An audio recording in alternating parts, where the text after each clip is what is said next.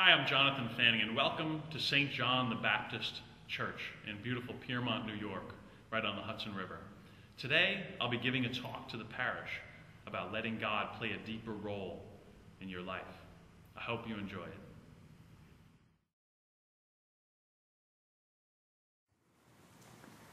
A college freshman, and maybe we all know one or have been one, but a college freshman had it all figured out, had the world by the tail, and pretty much had everything figured out. Second semester of his college freshman year has a professor that says, for a test grade, we are going to study, learn, and apply principles of engineering, actually principles of aerodynamics, how things fly. And we have 6 weeks to get ready for this test grade. On the day of the test, it'll be a beautiful May day, actually very much like today. We're going to take an aircraft that each one of the students in this class build, and we're going to fly that aircraft from the top of this building. It was a 3-story building. We're going to fly that aircraft. And if your plane stays in the air for 15 seconds, you get an A in the class. You get an A in the class. So our have-it-all-figured-out freshman is looking in the class thinking with a little smirk on his face. He's got already A's throughout his freshman year. He's got it all figured out, right? He also realized that he had built paper airplanes before. So he takes a piece of paper, not the first week. It was 6 weeks before the test. Not the first week, not the second week, not the third week, not the fourth week, not the fifth week. The day before the test, takes a piece of paper, doesn't go to the library, doesn't open a book on aerodynamics, takes a piece of paper, getting ready for his test, big test, folds the piece of paper in half, folds it again a couple times. He's building this plane that he had built a few times before. And think about for a moment, who studies engineering? Usually they're pretty good at math and science, right? There's a word we usually use for them, right? I actually have a degree in engineering. What's the word we usually use for them? Thank you, nerd. Usually there's a hesitancy, but that sometimes is the word we use for them. So the rest of the students in the class are in the library. They're opening these huge books on aerodynamics and, learn what's it going to take? What adjustments do we need to make? They're calculating. They're looking forward at the weather. What could the weather be like on this day? If the weather is this, what do we do? If the weather's a little different, what do we do? If the humidity is high or low, what do we do differently? But our got it all figured out freshman. Can we call him our hero? Our hero of the story. He's busy working away building this thing that he had built once or twice before. Only this time he takes more time than usual. It takes him about 2 entire minutes to build his airplane. The day of the test comes. It's a quarter of the grade for that whole course.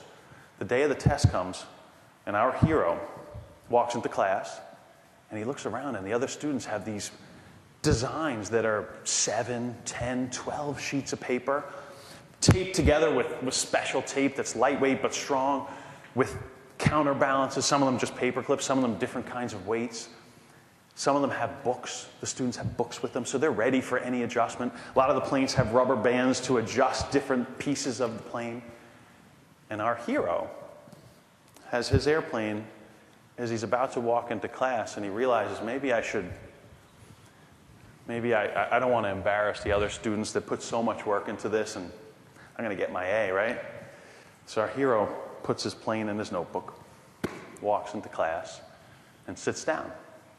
The professor says, all right, let's go to the top floor of this building. They walk up the 3 floors to the roof of the building. Beautiful, beautiful sunny day in May. And the students take their turns walking to the edge of the building, and as they're carrying the planes up the air, they're delicately holding them. Some of them have enlisted friends to come to class for that day to help them carry their plane. They have the whole class, a whole almost hour, 50 minutes, to hit this 15 seconds of flight. When it's our hero's turn, he takes his plane out of his notebook. And he's not sure if he should be so full of himself or if he should have a little humility, because he's feeling like, I should have put more into this, but I'm going to do fine. Walks to the edge, takes his airplane, and I didn't check with Father if I could throw an airplane in church, so I'm not going to demonstrate. But he walks to the edge of the building and he lets his plane fly, and it glides. It glides for a moment. Looks good. He's got a smile, like, we're set. And then a little gust of wind, and that plane just goes straight into the ground. 9 seconds. 9 seconds. Uh-oh. Uh-oh. Right now, our hero has an F as this test grade, an F. So he walks pretty briskly down the 3 flights of steps, out to the field, picks up his plane. They have the whole class to get this 15 seconds. If you can hit 15 seconds once, you have an A for the test. Grabs his plane. This time, on the way up the steps, he's walking briskly, but he sees a computer lab. Walks into that computer lab, opens one of the printers, the drawer with the paper. There's more paper there. Grabs another sheet of paper, walks up the steps. As he's walking up the steps, he's folding another. He's creating another one of these planes. This time it takes him 30 seconds, probably his record for building an airplane. His turn comes again. This time he walks to the edge and he climbs it. There's a stoop about 2 feet high. He climbs up on that stoop. And he thinks, maybe if I curve it a little more, maybe it won't dive. I don't know. Doesn't have any books, hasn't studied this at all. Walks to the edge, flies that plane. This time it does a little turn, and it's 11 seconds. Still an F. Never gotten an F in his life in anything. Uh-oh. Takes the second plane, launches that one. It's looking good, it's looking good. 8 seconds, 9 seconds, and all of a sudden it turns sharp and it goes straight into the ground. 9.5 seconds, and he can count his 10, it doesn't really matter. This time he doesn't walk briskly down the steps, the three flights of steps. This time he runs down the steps, grabs his 2 planes, walks by the computer lab, opens the same drawer, takes out all of the paper that's in that printer, gets to the top of the steps, gets to the top of the roof of the building, takes his 2 airplanes, walks to the edge, climbs up on the top, holds it as high as he can. And this time, by the way, he had grabbed a clump of grass from the field, throws the grass up, sees the wind's going this way, thinks if I throw it into the wind, maybe it's better. Or if I throw it against the wind, maybe it's better. Hasn't studied this, right? Throws it into the wind, glides pretty good, then the wind catches it, goes up, and then straight down.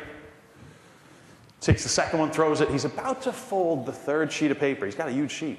And it's about halfway through the class by this time. Halfway through the class, got an F. He's about to fold that sheet, and then he realizes, you know what? With the right wind, with the right gust, I'm going to try this.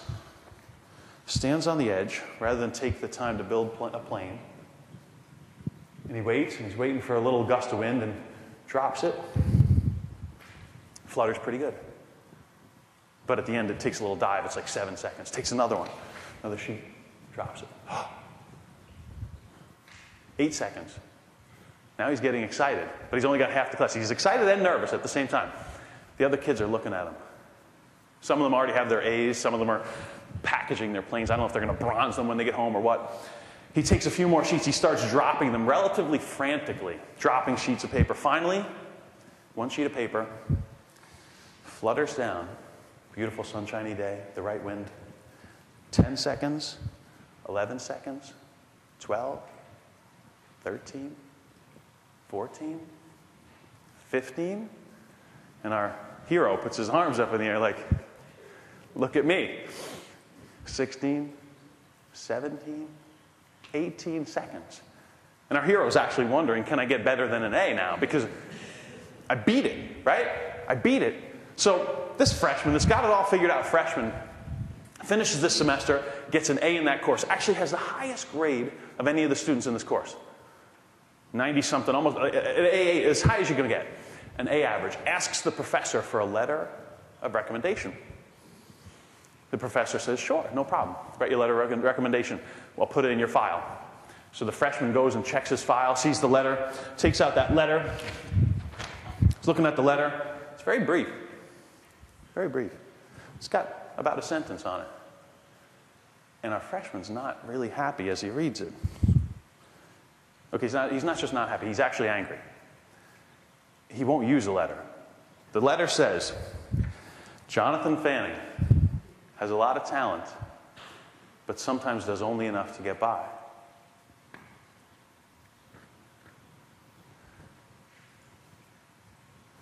What was going on in my mind when I read that letter? What do you think I was thinking about?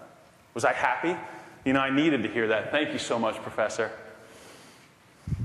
Was that what I was thinking? I was pretty mad, right? I mean, the letter is still in my file at that school. I never used it. Never used it. I thought, do I go and tell the professor letter of recommendation is different than this? A lot of talent, but only does enough to get by. I wasn't thinking it then, but it took me a little while. Finally, I thanked my professor for telling me what I needed to hear. For telling me what I needed to hear. And how many of you realize that the best teachers in the world, they tend to tell us what we need. Give us what we need, not always what we want. Not always what we want, is it? This professor told me what I needed, but not what I wanted. And I started thinking about this years later, and I thought, you know, maybe God gives us what we need, and we don't always want it. Maybe that's true. And I started doing some homework, and I found this little phrase in the Gospel of Luke. It's chapter 17, verse 10. His disciples were talking to him about something, and he looked at them, and I guess, I don't know, it didn't say that, but this is how I picture it. He looked at them and he said, when you have done all that you were commanded to do, say, we are not worthy. We are unworthy servants. We have only done what was our duty. They weren't building airplanes, right? But I got to think that he was saying, you hit your 15 seconds. I just asked you for 15 seconds. What I'm asking for you now is, what can you do? What are you capable of? I think that's what he was telling them. What are you capable of? And God, as the great teacher for all of us, I think that's what he's saying to us sometimes. What are you capable of? I know I created you. I know you inside and out. I know your heart. I know you're not perfect. Well,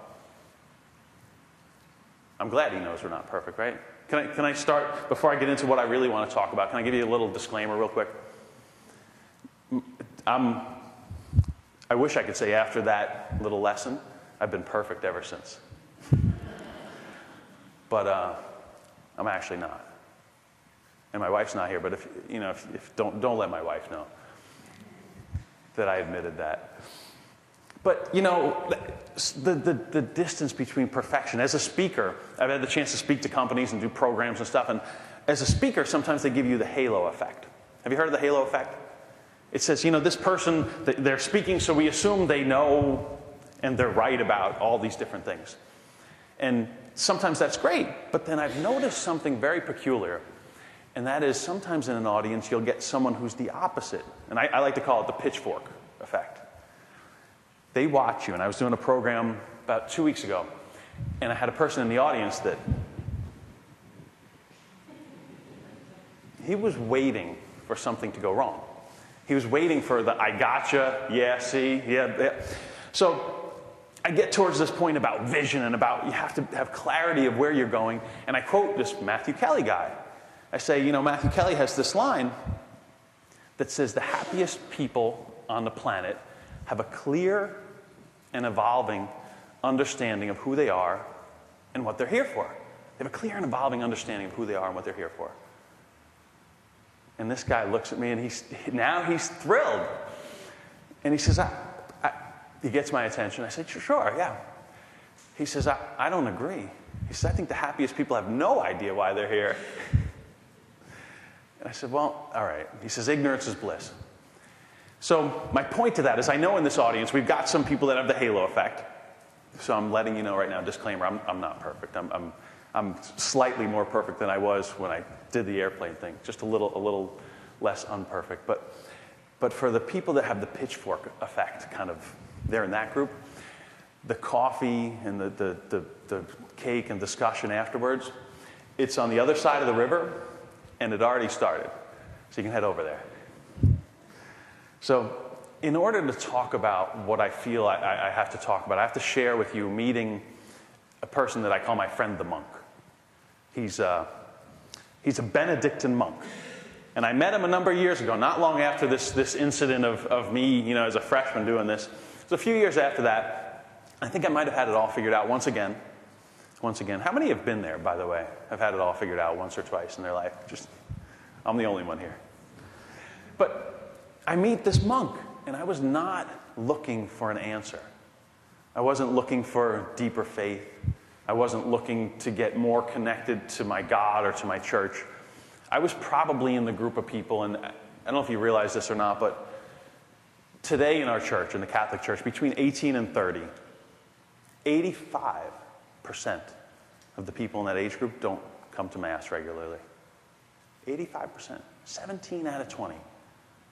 You know, I teach confirmation class, and I think, so 3 of the 20 people in that class will be showing up for Mass in a few years. It's scary, isn't it? You know, and I was kind of in that group. And then I meet this monk.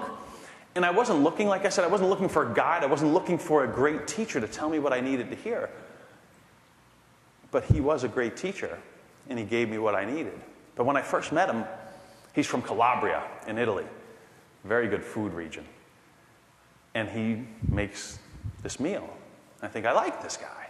I like this guy. He makes great food. So he makes the food, and we start this discussion. I had never discussed anything with a monk before. So I start asking him questions, discussing things with him. If you asked him, he would say, Jonathan started arguing with me. But I'll call it a discussion. I would say, brother, if God is this and that, then how come this happens? And he would just kind of smile and maybe give me an answer or let me just go for a little bit. And I said, well, what about this? What about that? And I said, how can God, we started talking about love.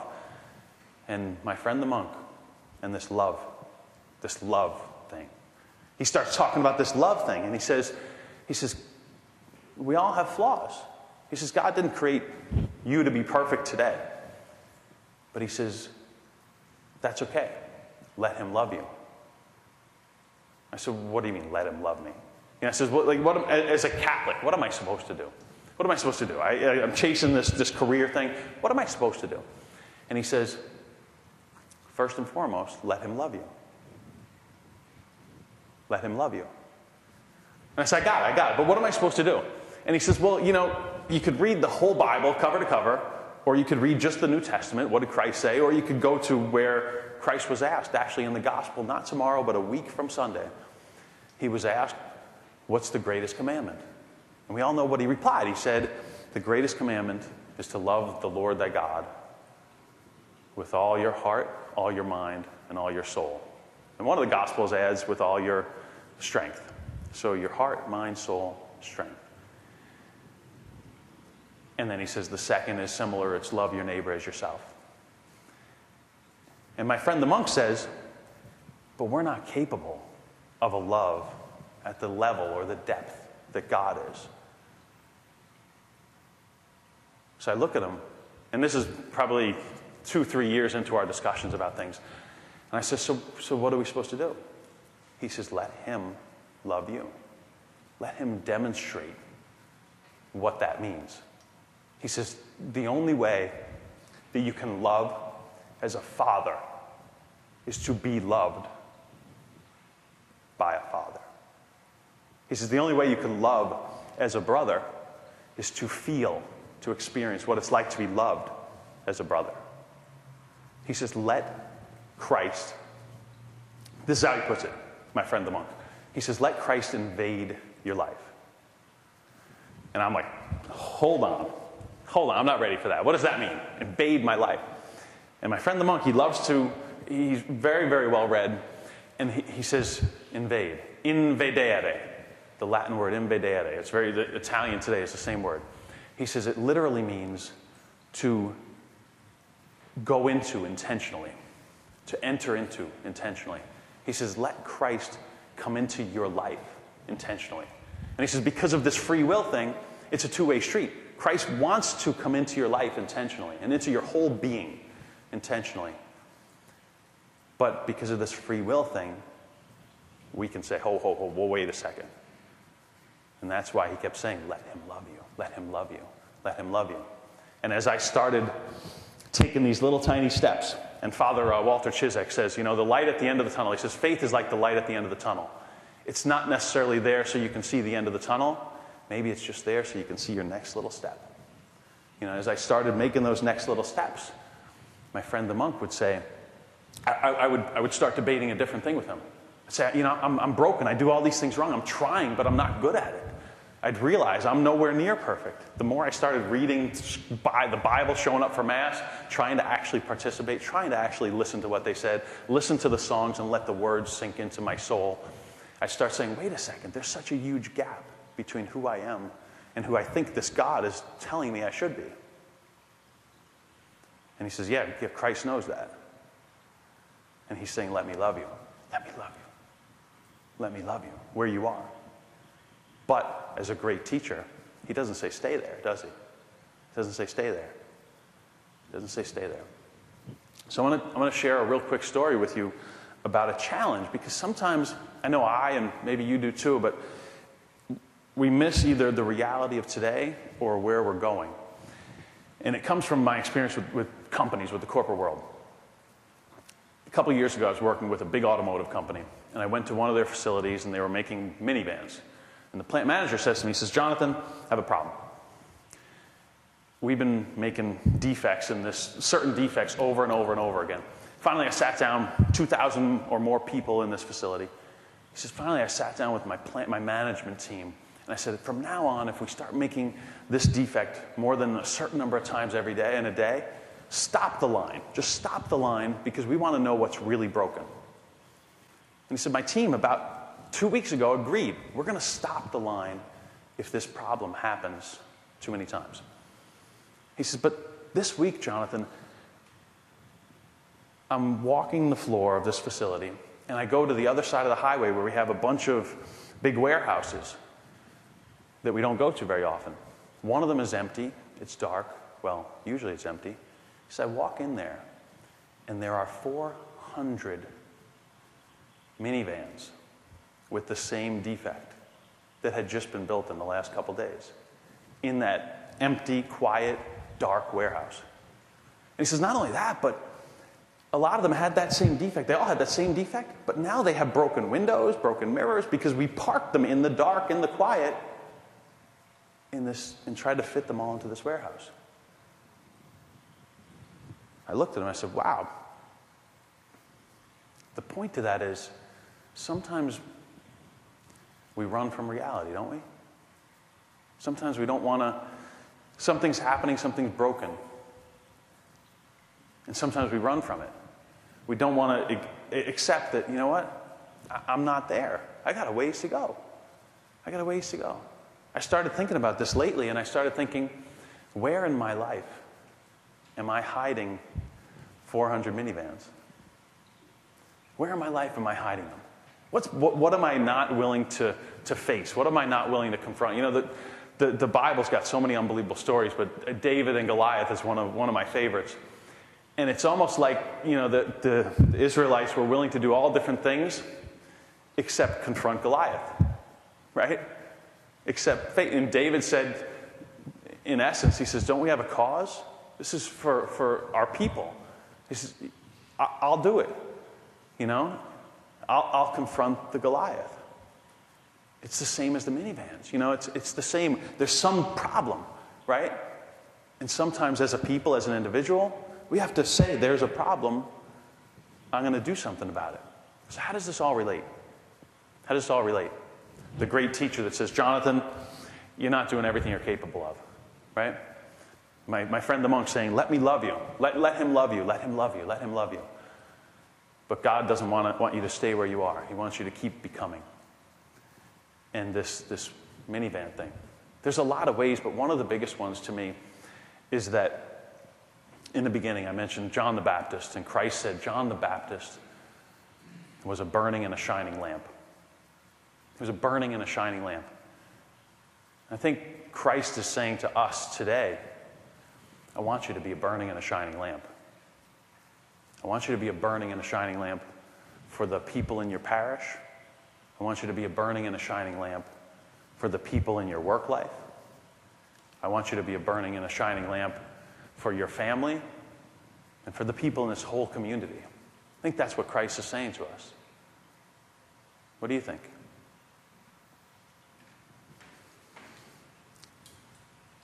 I want to share with you a study that the Dynamic Catholic Institute did about engagement in the Catholic world. And it's a recent study. It took them a couple years to do it. They're actually going to publish a book around next Easter that talks completely about this. And what they studied is they said in parishes around the country, they studied hundreds of parishes around the country. And they said, who are the people that are the most engaged? And they said, you know what, we'll simplify it. Who are the people that give the most to the parish in terms of financial and time, volunteer hours in that parish? And they knew they'd find that it was not the whole parish that gave equal amounts, right?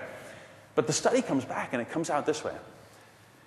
All the volunteer hours, 6.4% of the people in any given parish give 80% of the volunteer hours to that parish. 80% by 6.4% of the people. And financially, very similar. 6.8% of the people give 80% of what it takes for a parish to run. And it blows your mind. You know, I know from working in the corporate world that there's always kind of an 80-20 Pareto principle. 20% of the people do 80% of the work. 20% of the defects cause 80% of the problems. But less than 7. Less than 7. So then the Dynamic Catholic Institute says, we're going to figure out what that less than 7% have in common. And I want to share this with you because I think these 4, and they call them the 4 pillars of a dynamic Catholic or a highly engaged Catholic. I think these 4 pillars, these 4 items, I think can help in this journey going from where we are to where I think we as a people, we as the Catholic Church, we as the burning and shining lamp for this area, for this region, I think for the nation, for the world need to be. And those 4 items that this group had in common start with prayer. Number 1 is prayer. All Catholics pray, don't they? All Catholics pray. If you ask any Catholic, do you pray? I pray. Yep. But they found that this group, they prayed very, very deliberately and with a routine, with a highly regulated routine. And it wasn't the same for every one of them, but going back to my friend the monk, he says, Jonathan, if you want to radically change your life, you want to let Christ invedere, you want to let him into your life and let him lead you. What is your will for me, Lord, right? If you want to let him lead you more, he says it becomes a deep listening prayer. And I ask him, what do you mean a deep listening prayer? He says, go to church when it's quiet. Bless yourself on the way in. Kneel down. And just listen. Listen to God. Listen to the voice of God in your life. And I'm still a little bit in this phase of, right, what do you mean? I said, well, is God going to say something to me? Is God going to... He says, don't underestimate God. He says God can give you feelings. He can give you experiences. He says you might be walking out of the church that day, and you walk by something, little newspaper article that has something written on it, and it totally relates to where you're supposed to be headed in your life. God, what is your will for me? And it's right there. God will guide you along the way. This is what my friend the monk says. He'll guide you. And if you're not listening, he'll guide you a little more strongly. He gives you feedback. He's a great teacher. He knows what we need. He knows what I need. I think he knows what you need too. So prayer. And my friend, he challenged me. He says, spend a few minutes every single day just listening, just talking with God. Tell him what's on your mind. Tell him, I know I'm broken. He says, it could be apologizing. It could be asking for forgiveness. It could be thanking. It could be just listening. It could be just being present. I have a 5-year-old girl, and a couple years ago when she was 3, one day she comes and sits on my lap. My little girl, Ella. She sits on my lap. And she's smiling. She's just beaming. And as a father, if you're a parent or if you have a little brother or something, I think you know exactly what I'm talking about. That warms your whole being. She's sitting on my lap. She's smiling. And I just let the moment go. Then after a little while, I look down and see her smiling. We're just looking. We're not watching TV. We're not doing anything. We're not doing any art project, nothing. We're not reading a book. I said, Ella, are you happy? She says, yes, Daddy. She looks up at me. Never forget that moment. I let it linger. And then I say, Ella, why are you happy? And she says, Dad, I'm happy because I love you. And I'm with you. She's 3. When she's getting married, I'm sure I'll be thinking back to that day. Right? Like, still very often to this day, I'll be picking her up at school, whatever. And I'm thinking, could you sit on my lap again like that? You know? What a moment. And all it was is presence. And I'm just a person, right? Can you imagine what someone who's capable of infinite love? Do you think sometimes he wants you just to come and sit? Sometimes I'll sit in church and I'll think about that moment with my daughter. And I'll think about, just, God, I'm happy to be here with you. I'm here. Can you love me? Because I'm feeling broken. So prayer. The second of the 4 is study. Study. This group of highly engaged Catholics study. What do they study? They study the scripture. They study the readings. They read Catholic books. They go to retreats. They're always wanting to grow in their faith. Always wanting to get to understand more. They study the lives of the saints. My friend the monk, he says to me, Jonathan, you got to get to know the lives of the saints. I said, which ones? Great teachers, right? He never lowers the bar. He always says, where are you? And let me make the bar a little bit higher than you are right now. And every time I talk to him, I think, brother, made some progress. I'm getting closer to what you were saying. And he says, how about this? How about what? How about what? How about what? He gives me the next thing. The next thing. He says, get yourself this, get yourself that. One day he says, get yourself a catechism. He says, what Pope John Paul II did with the catechism. He says, get yourself one of those and make it daily reading. All right, brother, okay. Little at a time. Little at a time. The light at the end of the tunnel. Just show me a little bit. I don't know if I want to know all that you're going to ask me in my life. So, prayer, study. And the third one is generosity. Generosity. And this group of dynamic, engaged Catholics are generous in what? We all hear time, talent, treasure, right? Time, talent, treasure. They found out that they're generous in everything. They're generous with helping out a neighbor. They're generous in mentoring a young kid. Maybe like that teacher, giving someone else what they need. They're generous in so many ways.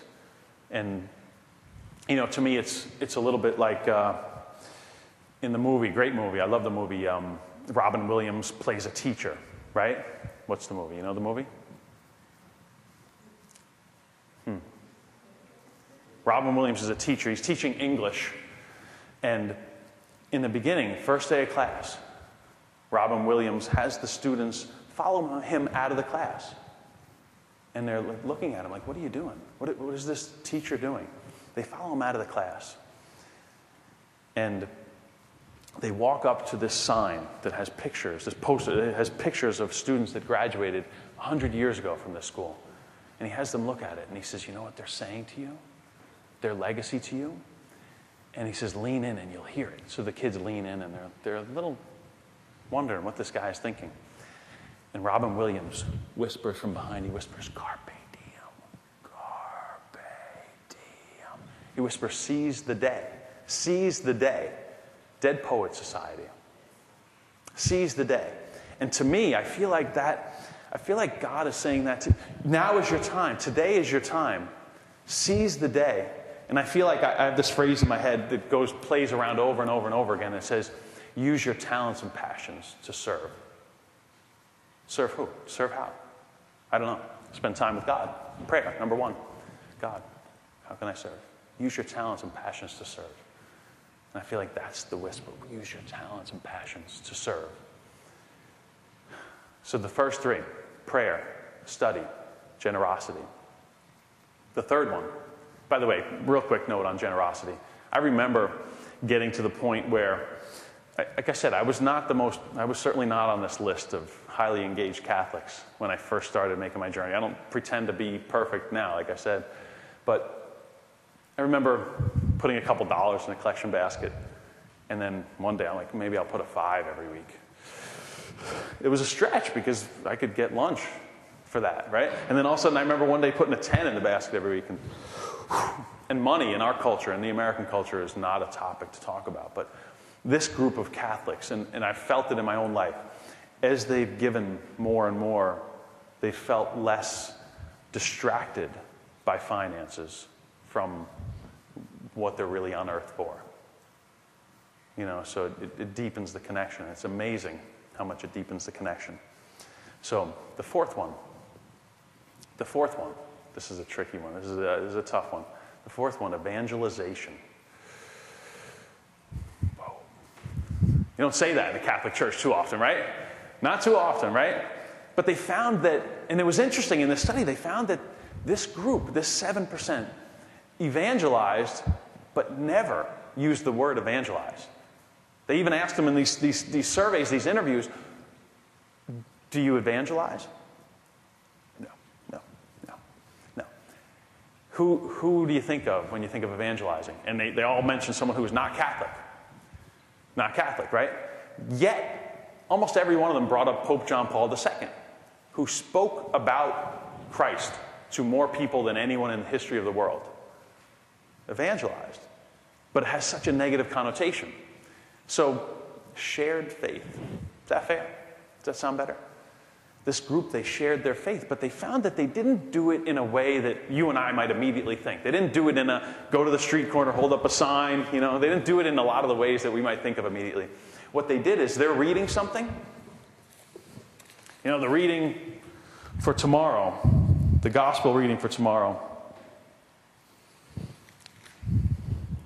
has the Sadducees approaching Christ and asking him if we should pay tax. Can you imagine that today? Someone asking you, should we pay tax?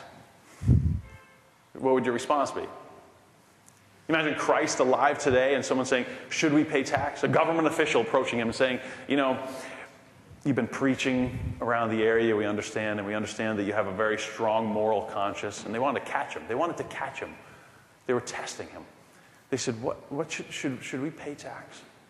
And he says, show me your currency. And they do. He says, whose face is that on the currency? Caesar.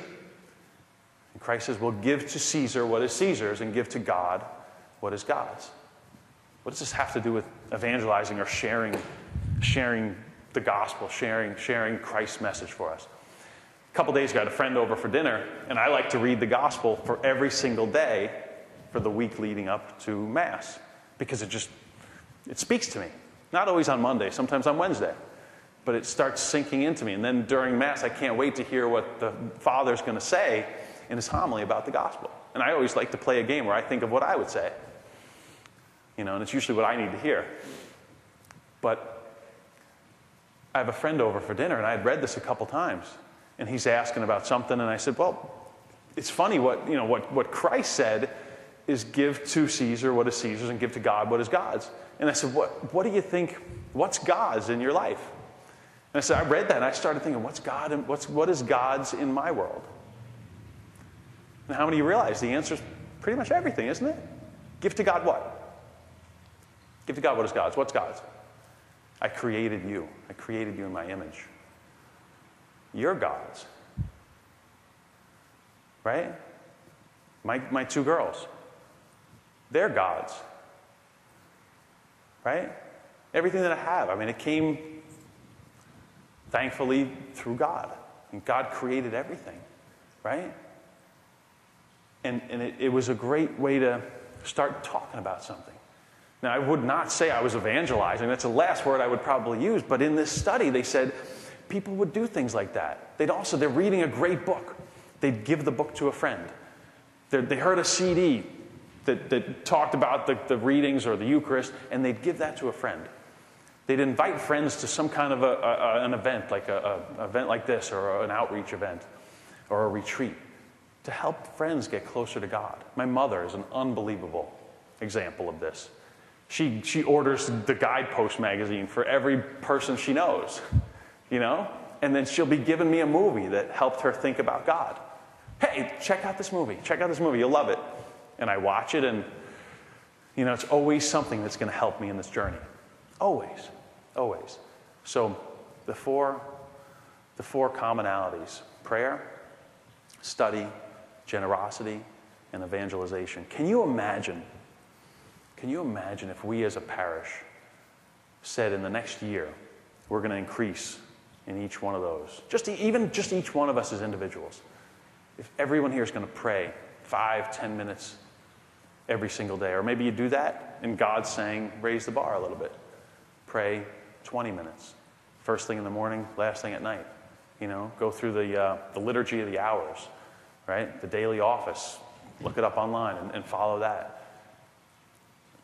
Prayer, study. What if everyone here started saying, I'm going to take my studying of what my faith is really all about just a little deeper, just to a little higher level than it currently is. Generosity. What if each one of us was generous just 1% more with our time, our talents, our treasure this year than we were last? And evangelization. What if each one of us shared something? Every single week we shared something with someone else in our world about God. Just lent a great book to someone. What if we did that? Just started a discussion with someone every single week about what would God's perspective be on that? I wonder what God would say about that. Let's look it up. Just those four things. Can you imagine that? Would we be closer to that burning and shining lamp if we did that? Would we be closer to that? I want to end with this. In my pursuit of what faith is really all about and where I'm supposed to go and what am I supposed to do with this, and asking my friend the monk and going to church more and more and reading through these things, and I came across, I started asking this big question of, does God have a plan for me? Does God have a plan for you? And it seemed to be consistent throughout the whole Bible. And one phrase in Jeremiah chapter 29, I think it's verse 11, just really stuck with me. And it goes like this: "For I know the plans that I have for you, says the Lord, plans of good and not of evil, plans to give you a future and a hope. For I know the plans that I have for you, says the Lord, plans of good and not of evil, plans to give you a future and a hope." Let God play a bigger role in your life. Let Him, and let Him love you. Thank you very much.